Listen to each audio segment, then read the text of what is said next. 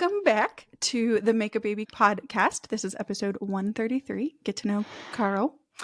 I am your host today, Caitlynn Eldridge. I have been friends with Carolina for a long time, and I'm very excited that she opened up her platform to do this today. So I get to ask Caro all of these questions, and I hope that you find a lot of benefit from it. So let's start with the traditional. Tell us about yourself. I'm best friends with you. I live in Omaha. So, hi, I'm Caro, short for Carolina or Carolina. And I am a fertility Reiki womb healer, just in case for anyone that doesn't know. Corporate dropout, entrepreneur, mom of one, dog mom of three, wife to one, and staying at that number. And that's a bad joke, right? And Midwesterner, fully planted in the Midwest, and a psychic medium. I can see inside people's wombs, chat with spirit babies, and sometimes talk to dead people. I love it. It's like all the things, and you're just such a cool person, and I'm so honored to meet you. And I laugh because I'm like in the middle of a Sister Wives rewatch. So, oh my gosh, I love the Sister Wives. Isn't it? Oh my gosh, I love it. Fascinating. If you like to study people, these shows are fascinating to watch. Who's your favorite? People are interesting. Oh, Janelle is clear. Like, I'm pretty sure she was like an accountant, CPA, some type of person in her I think like, so past too. life. I think so too. And so I very much get on board with her with some of her. I really don't like Mary Brown. Really? I really don't like Mary. I go back and forth. Yeah, I don't like Mary Brown. I really love Christine and Janelle. They're my favorites. And I really like their friendship that has grown because I actually watched some of the later ones and now I'm going back. So yeah. But let's learn about you and not we love clearly Sister Wives and some reality TV, but let's get to know more about you. So you said you were a corporate dropout. I'm in charge. So what prompted that? Why do you call yourself a corporate dropout and what happened? I wanted to quit corporate as soon as my baby left my body. I was married to my job and it was a huge part of my identity. Like it defined me because I was the trailer kid that came from nothing. And then I was making good money and was self-sufficient, was just as good as a man. And that was pretty much my personality. But then Ollie came and he came out of me and I didn't want to be apart from him and I didn't want to be away from him, but I was the breadwinner. I was home with him for 4 months and I went back to that terrible job. It lasted 6 weeks. My former boss helped me get a job down the road from my house. I had been in a job for 5 years that was an hour away from the house. And it was like soul crushing to be an hour away from my baby that was at daycare, suffering from postpartum depression and anxiety. That was very difficult to overcome. And I worked in a manufacturing plant. So it's not like the most pleasant place to work. It's very cold. It's very manly, dominant. And here I am in this mush after this child came out with me and I'm carrying a medical grade Medela yellow pump with me everywhere and throwing my breast pump because men are so squeamish to see breast milk in a plastic bag. It was so weird. Yes, so weird. I was like, I begged anyone that I knew that had left a manufacturing plant at that point, do you have any jobs? And there's not a lot of pharmaceutical manufacturing plants here in Nebraska. There's a few. And I was like, she helped me get the job. It was 1.5 miles down the road from my apartment, literally in the same street. The daycare was 0.5 mile from the manufacturing plant. And so it was all in the same street. And I was like, this is too good to be true. And it was $20,000 more. So I got that job, worked it, paid off a lot of debt, made some lifestyle changes. And eventually it came to the point where my Reiki business and my boss was toxic, and my Reiki business and my OBM business at that time were enough for us to live off of while my husband had his job and our debt was so low and my mental health was tanking. I was crying every day with a toxic boss that I just didn't seem to think that I could outwit or outdo, and I just couldn't do it anymore. So I quit in 2021. And it was done. It was mainly because of that guy. And then I had lined up enough clients, recurring income, that I could leave. And then we've been making it work since then. You have been, and it's been beautiful to watch. So you help people get pregnant, you help them have a baby. And so when they have that baby and they feel those feelings you felt, like what's your advice to them? Would you have changed anything you did, or would you recommend doing anything differently to a woman who's like, I can't leave this baby I worked so hard to get? Oh gosh. I can tell you the first thing that comes to mind are things what not to say. Things that people told me that were complete shitty. Like I went Yeah. back to work and I was sobbing in front of my like plate of food. And we had a cafeteria and you could get hot lunch. That was nice. And the guy that sat next to me, we'll call him Jay. He's like, just get over it. This is nothing special. You're going through what every other woman went before you. So you just might as well get over it. Like he didn't say it's going to be okay. He's just like, you're nothing special. This is normal. Get over it. There's nothing normal about leaving your baby with a stranger and there's like a group of babies that they're responsible for. And somehow that's going to be the equivalent of me taking care of them. And nobody's going to take care of your child better than you. And like, I became a nerd when I was pregnant, just knowing that our country is so fucking behind all these other countries. Like, it just was not good enough. And I just felt like it was entirely just not good enough. And I was just like, I just knew that it wasn't the place, but it was the best I could find and the best that I could afford. And it was good according to normal women standards, but I'm woo and I trust my intuition. And I just felt like the way that I was doing things was much different than probably the other women that I was friends with at the time, who I'm no longer friends with. Like all my friends were wrapped up in that job. And guess what? When you get postpartum and you go through it and you quit a job, you also, those friends quit you. I'm not friends with anyone from that job. Maybe one person I talk to a couple times a year, but nobody came to rescue me in that time. And people say, oh, you'll get over it. I remember it. And I just remember Ryan driving me away from the daycare because we had to practice dropping him off. And I like cried. It's not supposed to be this way. It's not supposed to be this way. I got to the point that I couldn't do drop offs. I would only do pickups. Oh, wow. I couldn't do drop offs. I couldn't leave him. If I had to do drop offs, I would sit in the parking lot for an hour and be late to work. I could not. I would sit in front of his window. And that I contribute to a lot of postpartum anxiety, drove a lot of this. A lot of just like not feeling safe and feeling rushed. At 4 months, it still wasn't enough time for me to go back. He was just starting to become like himself, and he started to become a little person. And then I was just pissed at everyone, pissed that they made me go, pissed that we weren't rich enough for me to stay home, pissed that, the situation I went back to at work was shitty. And like, the new job made it a whole lot better. Like I could go at lunchtime to see him. Like being an hour away was just terrible. I think that you need to find a place where you feel like as safe as possible as you can, like on a soul connection with the person. And I think that's very difficult to find in a caregiver for your baby, but being closer really made a difference. Like being literally a half a mile away from his daycare really made a difference in my stress. I would go every day and breastfeed him during my lunch break. Yeah, And that cured a lot of things for me. But I still didn't do drop offs in the morning. I don't blame you. I only did pickups.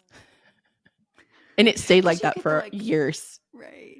My boobs would hurt. You, and it's the sweetest. Oh, it's like the sweetest moment. It is so hard. I wonder if we were to like study things, the postpartum anxiety, because I know I had it, and mine manifested, I guess, in that I would not let anyone else watch my kid. Like daycare was the extent of what I could handle someone watching my kid, and so I had a hard time letting people hold him. Let alone leave him. I was like, nope. He is mine. She's mine. You can't touch her. That made it hard for the grandparents to bond in the way that they wanted, because for 40 hours a week, I had to give her up to somebody else. I wasn't doing it the rest of the time. I told my mom, if you want to hold a baby, go have your own. This is mine. Like not touching. It's all mine. May not. No. If you have a problem seeing my nipple, don't come over. I struggled with breastfeeding so much. It was just, I did chest to chest as much as I could. Is there Reiki available to like help with breastfeeding? Like that's something I've always wondered. I did one. I have something. Yeah? I have a Reiki video and a Reiki meditation. I did that. It was one of my first freebies or my lead magnets. I have it in Dropbox, but it's not out circulating anywhere. People When I really did it, I thought I set was that up. changing the People should find world. it.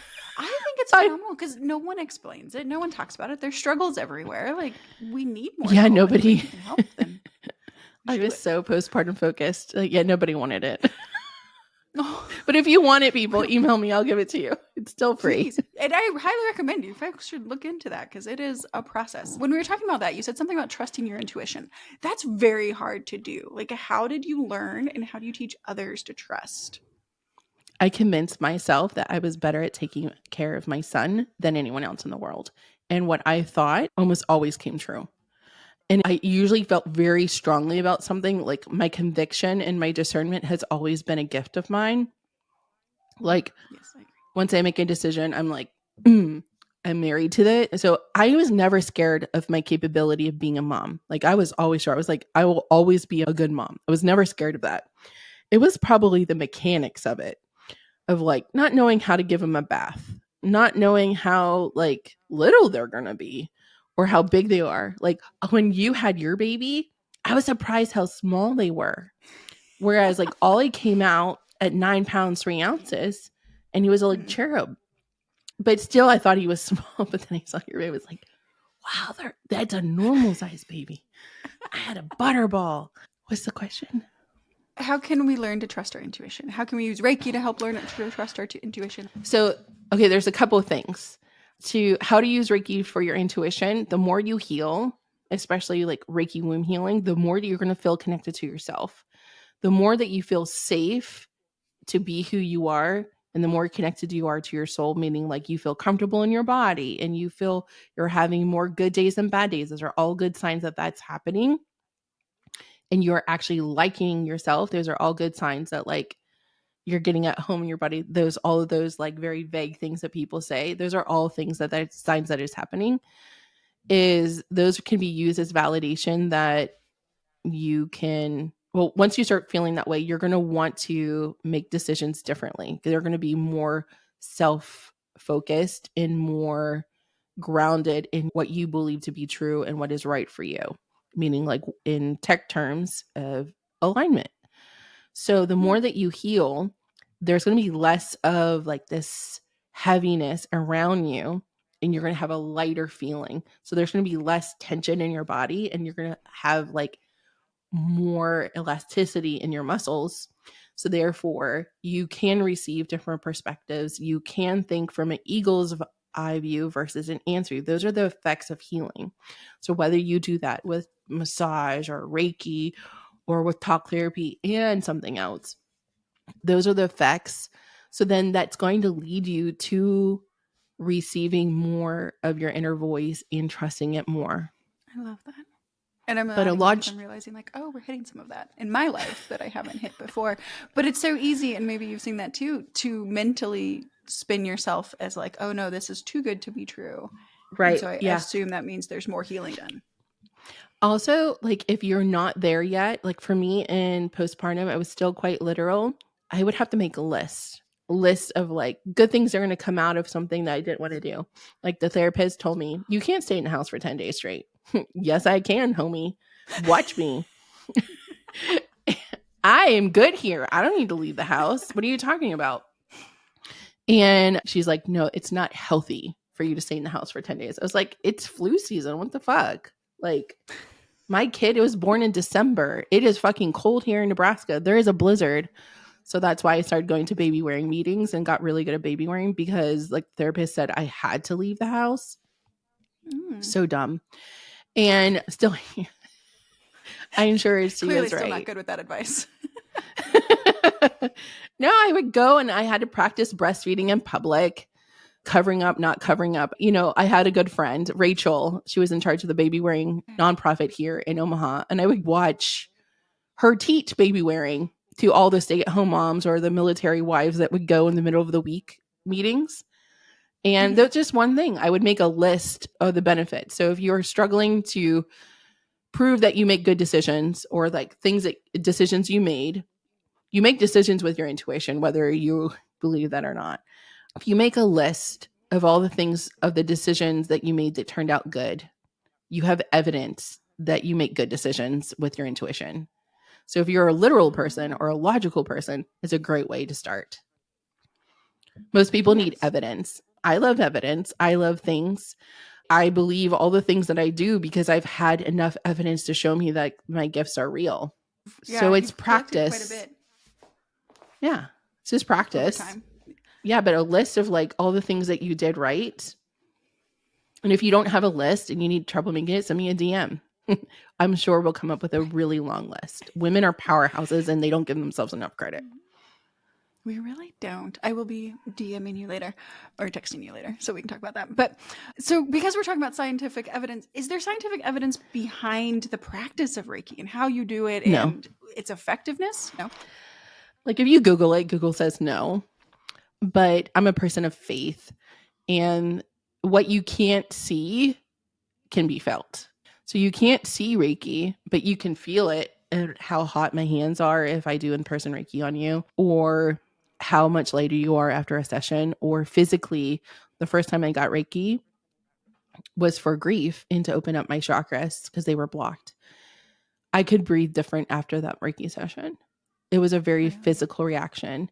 And if you don't believe in physical reactions, then I'm going to argue with you, because you have a physical reaction when someone dies, or if you're upset, your ears turn red. Like there's physical reactions to things.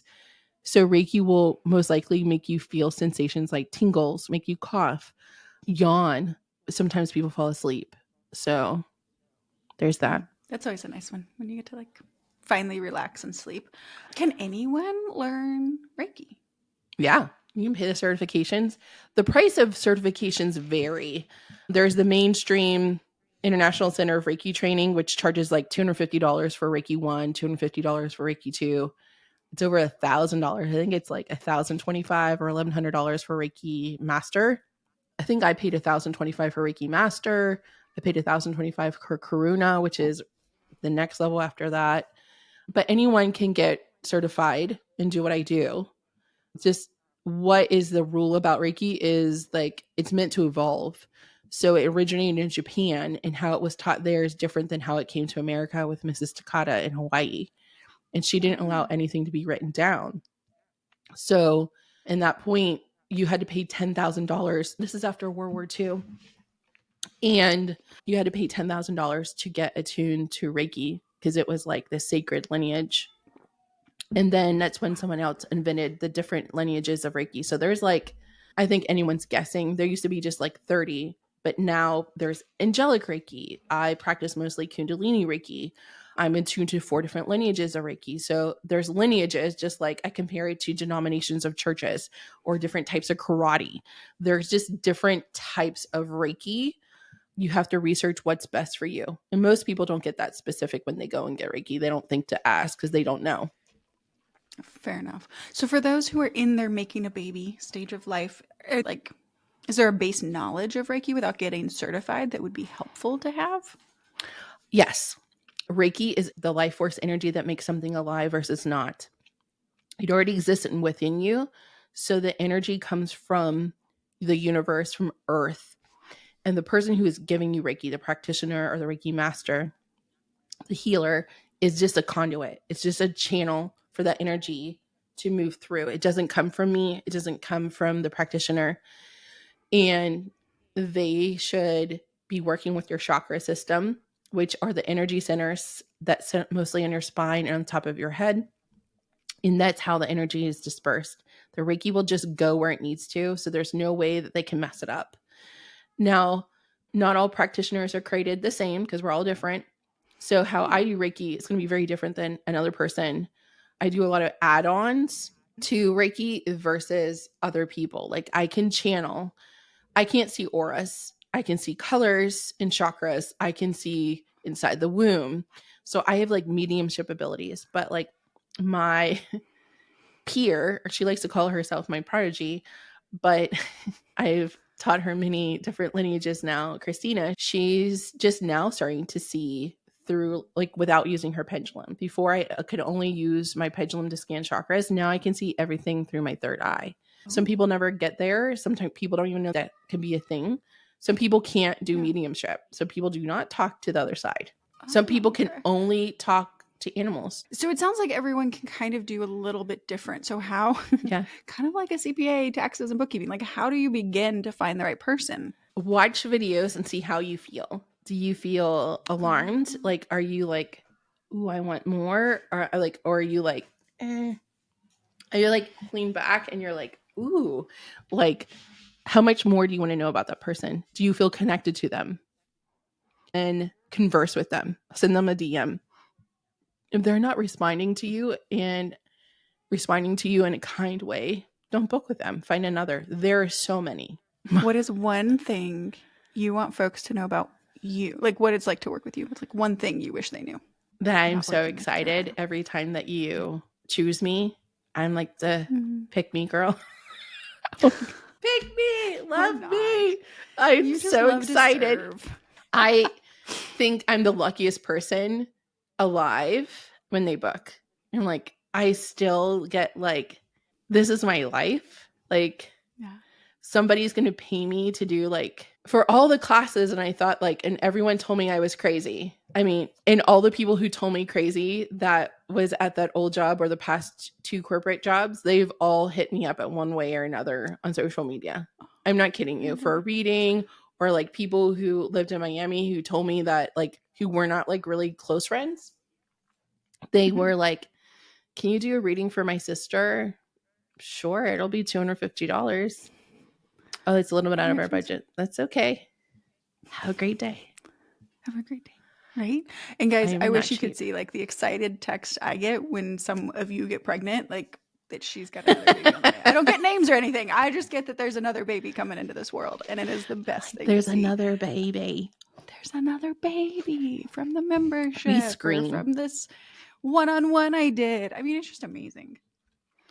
My To jaw see hurts those from wins smiling. too. I literally like am so blessed. So this is gonna sound really sad, but people where I'm from, people like me don't have happy endings. And I am living, I have a house. I thought I never would own a house. I live in a safe neighborhood. My kid literally goes to the best school. I have a husband who I'm happy with and I love very deeply. I have 3 puppies and I get to talk to women about my favorite thing every single day. I love Reiki. I love feeling like, you know, my business coach said, you go first. And it's so true. I have went first. I'm 40. So a lot of the women I'm serving are in their 30s. I've went through the postpartum. I've went through the traumatic birth where you're like, I went through like my C-section popping open. I've went through 10 weeks of IBC-LC, which is International Board Certified Lactation Consultant visits, just to exclusively breastfeed. And then I went on to breastfeed for 4 years and nobody knows that my breastfeeding was not easy. I did it as a trauma response in my postpartum because everything in my birth went sideways. That was like the only thing you could control. That's the only thing I could control. People don't know, like, I was a quality assurance auditor, and that's why I'm like so like I look at all the things and I can observe things because I've had so much other training. But people deserve to heal. They deserve to know that there's other ways to get there. They deserve to feel safe and excited to go into an IVF and not terrified. And those are the results that people go into. Even if they don't conceive, they're going in not terrified. And that is everything. The goal is to get a baby, but we can't guarantee babies. I can't guarantee anything. I can't guarantee like how much you're willing to let go or heal, but I promise you I'll meet you where you're at. And you do that so well and so beautifully as one Thank of your you. friends. That's This a is human probably design redundant, projector. but yeah. What is the thing in your personal life that you are the most proud of? Because you said you're 40, so you've lived a little bit longer than some people listening. So, like, what's the thing that you're most proud of so far? Me. I like me. I'm gonna cry. I don't think it's like my son's a good human. My husband's a great human. And I love them very much. And a lot of people could easily say, yeah, is Ollie probably the best thing I'm ever going to do? Yeah, he's going to do bigger, better things than me. But I have given up on myself so many times when I was younger because people thought I was nothing. And my siblings are not people that I associate with because they're not people I think are healthy. I could have become an alcoholic. I could have come like another member of my family, a drug addict, like other uncles and aunts. Mm-hmm. I could have stayed with partners that were abusive. And somewhere along the line, I kept choosing myself, even in the depths of darkness. I never gave up. And I just never knew that I could do some of the things I've done since I left corporate. Like, I would have never thought I could make six figures, or I could be, a lot of women start businesses and have to get another job. I've come close, but we always make it through. I can get shit done, but I also can wait for the right option to come. And I also have emotional regulation, not 100% of the time, but like I have pauses, and I've broken. My life with my son is dramatically different than the life I grew up in. And it is not abusive. And he knows that I love him. And I have not always known that. So for me to be healed enough to be different is like the biggest win. It's not my college diploma because I have college debt, but it's the person who I am, because the person who I am literally can do anything as long as I decide to. And I didn't always believe that.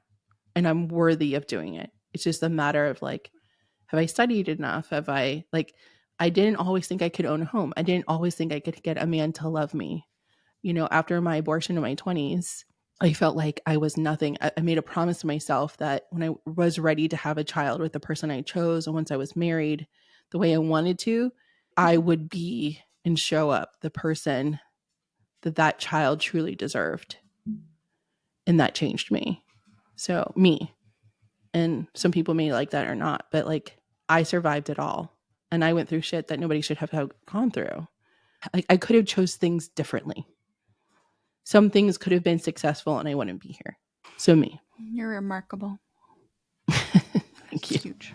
I love that answer though, because it's right. Like if you look back, people ask it, what decisions would you have made differently? And we could go down that if you want to, but I think you just demonstrated like you did time after time. You did a little bit of healing and you made the choice that just kind of led you in this direction. But you had to do that work. You had to make those choices. No one could do it for you. So I have known you, let's see here, it's about 5 years since we sat in that room learning how to design our own courses. So I would say you've been in business about 5 years, which is a huge milestone in business to make it through. About 80% of businesses fail in the first 5 years. Gosh. And you're still going. Ago. Like, that's remarkable, right? So 5 years feels like a good mark. Like I get chills when I think about 5 years. What's the next 5 years for you looking like? What are the big audacious goals? No, I don't think that far ahead anymore. No, really? I don't really plan that hard anymore. No, I don't have any 5-year goals. I just have this year goals. And I don't do that anymore because I shift things too much. And I don't know who I am going to be in 5 years. I do have some goals that are like really out there, but they're not 5-year goals. Like I want to homeschool Ollie when he gets to 6th and 7th grade. And I don't want to be in the US. Like that's a really hardcore goal for me. Yeah. But for me, I want to expand the business, the membership. I want to do the group coaching and I want to do one-on-one coaching. And I want to keep doing the podcast. I mean, I have personal goals, but for like, I just want to reach more women across the globe on a larger scale and help women know that they have the power. And I don't do the mile markers anymore. They don't benefit me anymore. They cause me more stress. And it doesn't mean that I'm not going to do things, that they're just more like, it's going to come. But if I focus on being me this season of life, the better things flow for me.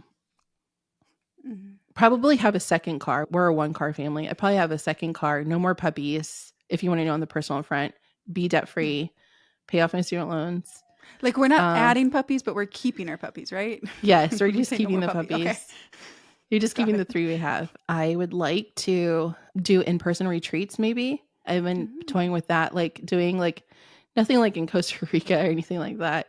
But maybe doing like in-person events, like having a fertility Reiki retreat for 4 hours in different cities would be really fun. So I've been like kind of thinking about that. So maybe that in a year. That would be fun. If it's not fun, I don't want to do it. Oh, I like that. I know you said not Costa Rica, but do you find that those in the US or outside of the US embrace Reiki more? There's an even mix of both. So I get people from Europe. Like a lot of my private clients have been coming from Germany, Australia, Israel, the UK. And it's because those audiences, I think, are just more open to alternative healing in those cultures than here in the US. I think it's still a new thing. It's still mainstream. Like I still find people who don't know what it is, or that it can be for fertility. I just find like people are just more open-minded outside the US. But they find me on TikTok and YouTube or other podcasts. So I'm doing a podcast tour right now, and they find me from being guests on other podcasts. So I seek out the Aussies, the Kiwis, the people who have European podcasts. I love that. So when you finally leave me and you go travel the world with your family, where are you? I'm not selling my to house. You're not selling. Good. You just rented out. Keeping my house. Tax advice there. Perfect. But where are you going to go to? Where am I going to go to? Yeah. I think Spain. Yeah, I think Mallorca, Barcelona as an old Spanish town. I want to kind of do like a genealogy tour. So I know I've traced it back enough where the Sotomayor last name has like, what do they call it? A crest or arms? Like it's a picture. What is it called? Mm-hmm. I think a crest. Like a lot of families have family crests. Family crest. So we have a family crest. Yeah. I have a Cuban friend from college, and she went to a town called Sotomayor in Spain. But I don't know, I haven't done enough research other than I have identified who immigrated to Ecuador, but I haven't been able to find, I forget what year, but it's like 2 generations past my grandparents. So it would have been my second grade that immigrated from Spain, but I can't. It was really difficult to understand all the Spanish documents. Spanish handwriting, penmanship is different. Like I have to show you the letters from my grandparents. Yeah. But I just like Spain so much. I feel super drawn to it, but I haven't been able to figure out their citizenship. But I might be able to get, if I ever wanted to live there for 2 years, I could get citizenship because I can prove that because the ancestry of a Spanish colony. That is so cool. I saw it on TikTok. I love that. TikTok. It's where we learn awesome things. Yes. So no, I would go to Spain, and that's as far as I want to go. I don't really have dreams of going to the Eiffel Tower. I want to live somewhere where I can speak and I can have a nap. And I like to stay up. So like they have dinner at 11 p.m. You are a night owl. Yeah, that never worked for me. I was like way too needy. I just want to like, they have slow intentional living. And what I really miss and what I've always like wanted to live somewhere, I do love where we live now, but I really want to live somewhere where you can walk everywhere and you can go get things. And then it's like, it's community focused. So like what I have explored in Spain is like they have plazas, not a shopping plaza, but they have a plaza where there's a park, a sitting area, and people congregate there. And there's trees and there's birds and people walking dogs, and dogs are well behaved there. There's no like, I don't know if you noticed that like in Europe, like I've watched like extensively like people explain that. And I forget the reason why, but anyway, the whole thing that I think is missing, and I think you'll agree with this, is that the disconnection in American culture is a lack of community. There's a broken downness of, I don't know how to say, there's a broken downness of the community connection. And I don't know my neighbors, and I have tried to know my neighbors, but they don't necessarily want to know me. So, but like, you know what I mean? Like, so that people go and they eat, they get some bread and they have coffee with, you know, their neighbor, and they sit in the square that's in between apartments and houses that is dedicated for connection and a playground. There's no guns there. I'm scared, you know, a lot the time to go outside. There's no like, the violence on women is lower. It's almost like women walk at night safely and they're not scared. I want to live in a place like that. for a while at least. My husband said, let's just go visit. I'm like, no, I'm committed. Let's go. Just go. You're like, I'm done. We're going. Yeah, I think they're called third spaces. At least that's what I've seen. So the US very much lacks that third space. So we have our home and we have our work or our school, but we don't have that third gathering space. And I very much enjoyed it when I was in France too, that you just had so many options of places to go. But then because of how those cities are built, it tends to be your neighborhood park that you go to. Where here we drive 20 to 30 minutes to go to a park. And so we're not necessarily meeting our neighbors when we do that. Even for us, we drive the 5 minutes down the street as opposed to the one in our neighborhood because that one has sand and the other one doesn't. So, yeah, I totally get it. We drive to the other neighborhood because it has like that. It doesn't have sand. It has some kind of spongy turf. Yes. But so yeah, so that's where I would love to go. And I love the idea of coffee and like a croissant for breakfast or like, and I just love their architecture. There's so much history there. And there's so many different like mountains and there's ocean and there's just so much like there's dry areas. There's the highlands and like, you know, there's just so much to see in one country. We'll be visiting you in Spain in like 10 years. Yeah. Or maybe Ecuador could clean it up and we could go to Ecuador and we could go to Galapagos. But because Ecuador has it too, but I don't really know how that's going to work out. Ecuador's kind of dangerous right now. Which is where my dad's from. So for reference. Family history, yeah. And which would be great to go back to like your roots. But if we're going for safety, we want to make sure that it's... Yeah, Ecuador is very dangerous right now. It's like one of the most dangerous places to go. So hard. So 133 episodes after this one. What do you hope people leave every time they listen to your podcast? Like, what do you hope they leave feeling, thinking? What are you hoping the end message is for everybody? I don't know how a person does this, but I heard this on a TikTok where this girl says, I listened to this TikTok and every time I feel like she's giving me a hug. And I was like, oh my gosh, what a great thing to aspire to leave people with. I don't know if that's how people feel, but I really hope I could make someone feel like they're getting hugged and that I love them or that somebody's rooting for them. Like somebody's on their side. So those listening, you're going to email and let Carolina know that it feels like a hug, if that's the feeling that we get, so that she knows. Because she's a projector who needs some recognition. So we're going to help her out with that. You said I was in control. What is like the most unique thing about Reiki you hope people like that you want them to know? Like what's just kind of maybe the craziest, coolest, most different thing that you just love about it that you want everyone to like know? It healed things that I didn't know that were still bothering me or stuck in my body. And the more I healed, the closer to my faith I became. And more sure. So you don't see it as a contradiction like some do? No. I don't let anyone define me. And I define things for myself and I decide what I believe. And I've always been different. And I have felt things, and because I've seen things over and over and over again and over different circumstances and because I got attuned in 2017. It's been a long time. I have practiced Reiki in different places and at this point it's hundreds and hundreds and hundreds of people. A few years ago, it was 500 people I had given sessions to. So I don't even know what it is at this point. Is that Reiki has brought me closer to what I can stand and die on a hill, what I believe in. And it's not what it was when I first got married. And I have peace with that. And I think a lot of people live life without having peace in where they stand or what their purpose is or what they believe in or where they fall with God or whatever their belief or faith system is. I have peace in mine.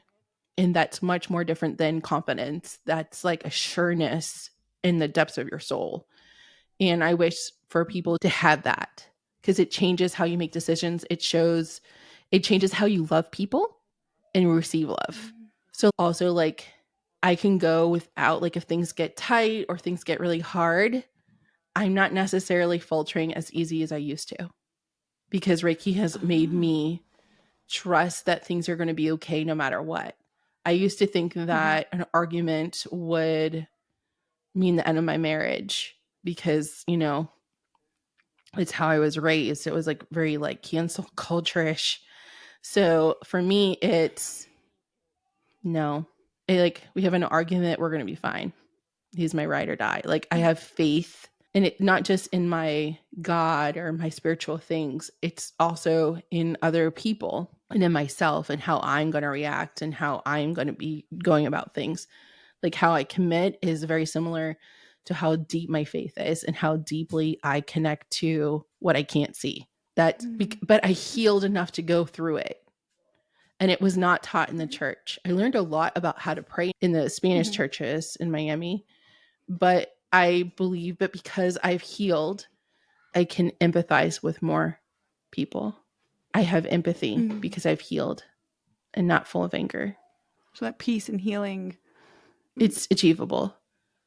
Yeah, it's just kind of led you to this place almost where you don't get as easily distracted. Maybe you don't get distracted at all by everyone else and what they're doing and how they believe in. I think also turning 40 helped. I didn't give a fuck anymore. Yeah. Like I literally do not care what my mom has to say anymore. And I literally do not care about the PTO ladies. And I literally do not care if my high school friend calls me quirky. I don't care. I have a set of things I do every single day, and that's changed my life. I implemented this about 2 months ago. It's like, have I posted on my stories? Have I posted on my TikTok feed? Have I answered my emails? Have I served my people that have signed up? Have I created an impact? Did I do these set of 5 things to nurture, grow my business? And then did I eat and did I drink water? And those are my morning things, kind of my ritual. And then I'm set. If I complete those, because those are my life mission, I'm serving my people with these things, then I'm okay. And I have peace. Like that's what I have to do. That's my job. The rest of it doesn't matter. I don't care if people judge me that I only have a 1 car. My 1 car is fucking nice. And I think it's fucking nice. And it's a 2014. Is it 2014? Honda CR-V. Fucking looks amazing. And I'm okay with my choices, more than okay. I think that's the difference is is your soul on fire with what the things you're doing? If it's not, then I think that's the difference. Even within a few months ago. And I think this is the happiest I've been in years. I love that. What I also love is that lately you've been doing, and I'm saying this because we just had this discussion sometime this week, that you get to. My get to life hack. Yes. Yes, your get to life hack. So I think you should share that with everyone. Okay, so I have trouble with being doing the gratitude journal bullshit. I hate journaling. I only do it if I absolutely have to. If I really have to. But and it's not that I don't want to be grateful. That's not the point. The point is I need to get to the point to let it flow. So for me I was kind of in a victim mindset. So I remembered a long time ago, I get to do these things. I am privileged. I get to have 3 puppies. I get to be Ollie's mom. I get to be Ryan's wife. I get to be your best friend. That's how it started. I get to be your best friend. How fucking fantastic is that? And I think that I texted an old friend and she goes, you know what I love about your life? And I don't know if she meant this as a compliment or a double, I don't know. But she said, you just seem so excited about the little things. And most people are not. And I think that's a mistake that most people are making. I get to feed my dogs. I chose these 3 monkeys because it's intentionality. I get to be Ollie's room mom. I get to take him on play dates. I get to have a flexible schedule. And that makes me so much more grateful. I get to wear a red lipstick. I get to have money to buy this. It makes me so humbled and so grateful and be I look through the world with Technicolor. It's I get to do this stuff. Whereas everything being a chore, that wasn't fun. And it also gets you out of not me. So I'd be yeah, you're my best friend. And then you get to I could easily take you for granted.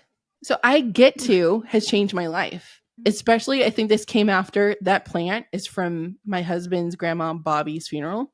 And that kind of just shook us up a little bit. I get to talk to his grandpa today. I get to have a mother-in-law that loves me. I get to have a mom that's still around. She's, still kicking rocks. So I get to have emotional resilience. And it just makes me feel like I'm the luckiest person in the world without being toxic, positive girl, Because there is that balance. I love this so much because I think social media gives us the highlight reel. And so everything for everybody seems big, right? They're going on these big vacations and stuff like that. So when you rephrase to, I get to have the vacation, but I also get to do the everyday life, because that's what makes up a life, right? Like the big ones are cool, but it is the everyday we have. Yes. Okay. This was absolutely lovely chatting with you. Thank you for coming and interviewing me. I love you so much. Thank you for coming and listening and letting us chat and letting me chat. Toodles. I'll give it back to Carolina now. Thank you so much for listening. Make sure that you give us a like and subscribe and give us a 5-star rating and review. Until next time, my friends, let the Reiki flow.